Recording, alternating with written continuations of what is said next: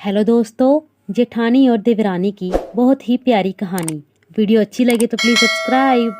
आरती और अर्चना ये दोनों देवरानी जेठानी थी। जेठानी आरती नौकरी भी करती थी और देवरानी अर्चना घर संभालती थी।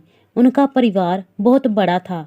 सास ससुर और उन दोनों के बच्चे कुल मिलाकर 10 लोग घर में रहते थे। और अब बहुत साल बाद उनकी बुआ सास अपने भाई के घर रहने आई थी।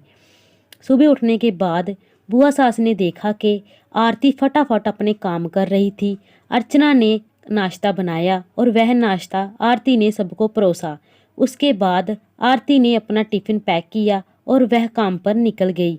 अर्चना ने वापस दोपहर का खाना तैयार किया और थोड़ा वक्त अपनी सास और बुआ सास के साथ बैठी रही। बुआ सास से रहा नहीं गया। उन्होंने अर्चना को पूछा, छोटी बहू, तुम्हारी जेठानी तुझ पर बहुत हुक्म चलाती है। सुबह से देख रही हूँ कि रसोई घर में अकेले ही काम करती हो और वह महारानी दिखावा करने के लिए नाश्ता परोस रही थी, जैसे कि उसने ही नाश्ता बनाया हो। ये सुनने के बाद अर्चना ने बुआ सास की तरफ देखा और बोली, बुआ सास जी, ऐसा कुछ नहीं है, आरती दीदी बहुत अच्छी है। बुआ सास बोली, तुम बहुत बोली हो अर्चना, मुझे सब समझ में आता है। मेरे बाल धूप में सफ़ेद नहीं हुए हैं। अर्चना से अब रहा नहीं गया। वह बोली, ऐसा नहीं है बुआ जी, आपको आरती दीदी ने सबको नाश्ता परोसा वह दिखा, पर आपको ये नहीं दिखा कि दीदी ने मुझे ज़बरदस्ती सबसे पहले नाश्ता करने दिया और चाय भी दी। वह रोज़ मुझे ऐसे सबसे पहले नाश्ता दे देती है, नहीं तो सबके लिए नाश्ता करते करते मैं खुद के लिए नाश्ता बनाना भूल जाऊंगी। दीदी मेरी कितनी चिंता करती है। दीदी सुबह जल्दी उठकर मंदिर साफ करती है, फूल सजाकर रखती है और मुझे उनके 1 घंटे बाद उठने के लिए कहती है। शाम को आते समय बाज़ार से सब्जी भी लेकर आती, क्योंकि हमारे मिस्टर रात को देर से आते हैं और मम्मी जी को आरती दीदी ने बाज़ार में जाने को मना किया है, क्योंकि अब उनकी उम्र 60 साल से ज़्यादा हो गई है। बाज़ार में जाते समय उनको तकलीफ़ होगी, उनके पैर बहुत दुखेंगे। कभी उनको बाहर घूमने का मन हुआ तो आरती दीदी छुट्टी लेकर उनको घुमाने ले जाती है। और हाँ बुआ जी, दीदी रोज़ शाम को आने के बाद वह कितनी भी थकी हो तब भी मुझे खाना बनाने में मदद करती है। वह मेरी बड़ी जेठानी ज़रूर है, पर मुझे अपनी छोटी बहन की तरह समझती है और मैं उनको बड़ी बहन समझती हूँ। ये सब सुनकर बुआ सास एकदम चुप हो गई। उनकी चुगली अर्चना के आगे टिक नहीं पाई। फिर शाम को हो गई। शाम को आरती सब्जी की थैली अर्चना के पास देते हुए बोली, सब्जी के साथ तुम्हारे मनपसंद लेखक की किताब भी उसमें है। ये सुनकर अर्चना खुश हो गई। आरती को थैंक यू बोलकर सब्जी की थैली किचन में रखकर वह अपने रूम में चली गई।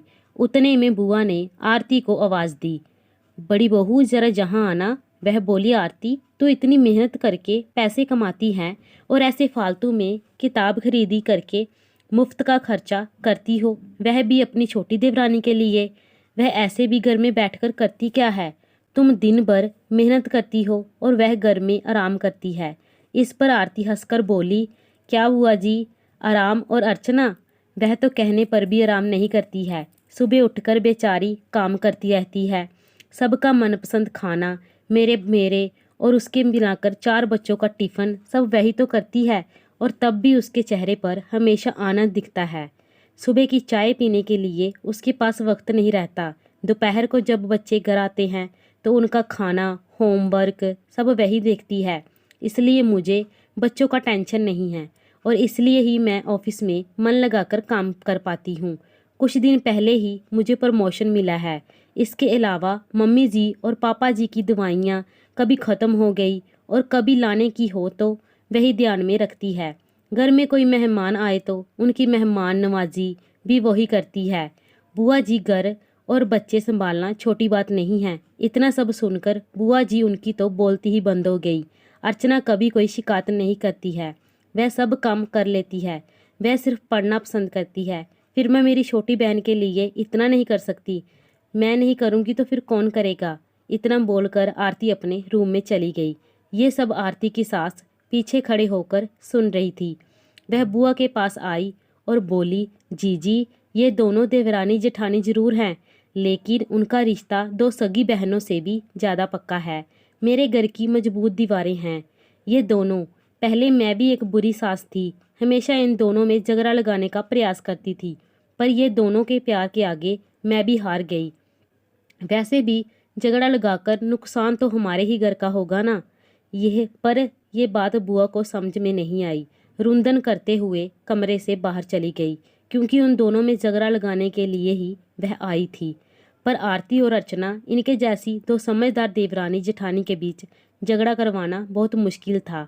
तो दोस्तों, आरती और अर्चना, इनकी जैसे समझदार देवरानी जेठानी जिस घर में होंगे उस घर का कोई बुरा नहीं कर सकता। जिस घर में ऐसी बहुएं होंगी वह घर स्वर्ग बन जाएगा। इसलिए कभी भी किसी के कुछ भी बोलने से अपने घर में कभी झगड़ा ना हो पाए, इस बात का ज़रूर ध्यान रखिए, क्योंकि आजकल समझाने वाले कम और झगड़ा लगवाने वाले ज़्यादा होते हैं। उम्मीद करती हूँ कि आपको मेरी कहानी अच्छी लगी होगी। दोस्तों, कमेंट्स करके ज़रूर बताएं कि आपको कहानी कैसी लगी। धन्यवाद दोस्तों। Please like, comment, share and subscribe my channel.